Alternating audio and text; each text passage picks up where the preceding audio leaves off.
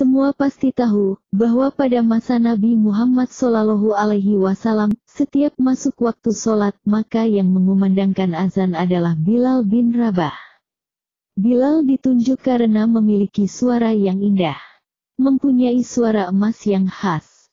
Posisinya semasa Nabi tak tergantikan oleh siapapun, kecuali saat perang saja, atau saat keluar kota bersama Nabi.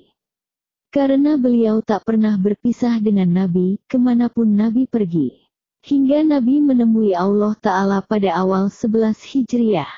Semenjak itulah Bilal menyatakan diri tidak akan mengumandangkan azan lagi. Ketika Khalifah Abu Bakar radhiyallahu anhu memintanya untuk jadi muazin kembali, dengan hati pilu nan sendu, Bilal berkata, biarkan aku jadi muazin Nabi saja.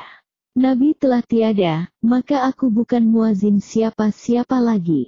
Abu Bakar terus mendesaknya, dan Bilal pun bertanya, dahulu ketika engkau membebaskanku dari siksaan Umayyah bin Khalaf, apakah engkau membebaskanmu karena dirimu apa karena Allah?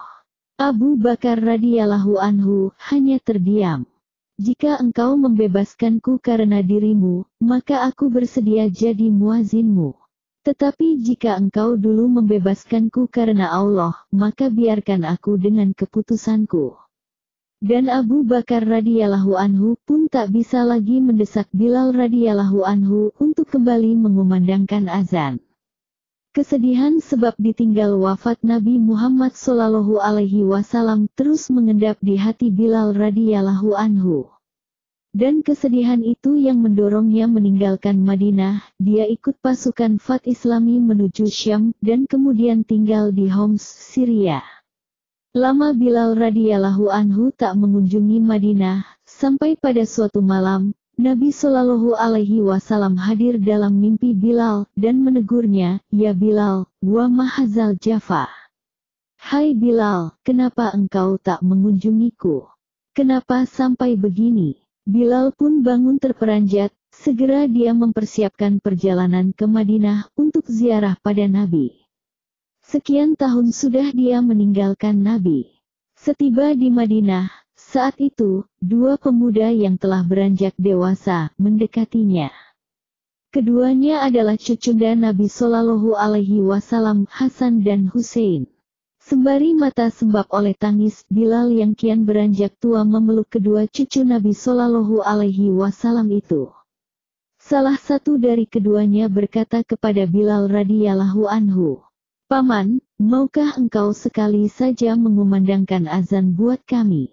Kami ingin mengenang kakek kami." Ketika itu Umar bin Khattab yang telah jadi khalifah juga sedang melihat pemandangan mengharukan itu, dan beliau juga memohon Bilal untuk mengumandangkan azan, meski sekali saja. Bilal pun memenuhi permintaan itu. Saat waktu salat tiba, dia naik pada tempat dahulu biasa dia azan pada masa Nabi SAW masih hidup. Mulailah dia mengumandangkan azan. Saat lafaz Allahu Akbar dikumandangkan olehnya, mendadak seluruh Madinah senyap, segala aktivitas terhenti. Semua terkejut, suara yang telah bertahun-tahun hilang, suara yang mengingatkan pada sosok nan agung, suara yang begitu dirindukan itu telah kembali. Ketika Bilal meneriakkan kata Asyhadu alla ilaha illallah, seluruh isi kota Madinah berlarian ke arah suara itu sembari berteriak. Bahkan para gadis dalam pingitan mereka pun keluar. Dan saat Bilal mengumandangkan Asyhadu anna Muhammadar Rasulullah, Madinah pecah oleh tangisan dan ratapan yang sangat memilukan. Semua menangis teringat masa-masa indah bersama Nabi Muhammad SAW. Umar bin Khattab yang paling keras tangisnya. Bahkan Bilal sendiri pun tak sanggup meneruskan azannya, lidahnya tercekat oleh air mata yang berderai. Hari itu, Madinah mengenang masa saat masih ada Nabi SAW. Tak ada pribadi agung yang begitu dicintai seperti Nabi SAW. Dan azan itu, azan yang tak bisa dirampungkan itu, adalah azan pertama sekaligus azan terakhirnya Bilal radhiyallahu anhu, semenjak Nabi SAW wafat. Dia tak pernah bersedia lagi mengumandangkan azan, sebab kesedihan yang sangat segera mencabik-cabik hatinya mengenang seseorang yang karenanya dirinya derajatnya terangkat begitu tinggi. Semoga kita dapat merasakan nikmatnya rindu dan cinta seperti yang Allah karuniakan kepada sahabat Bilal bin Rabah radhiyallahu anhu.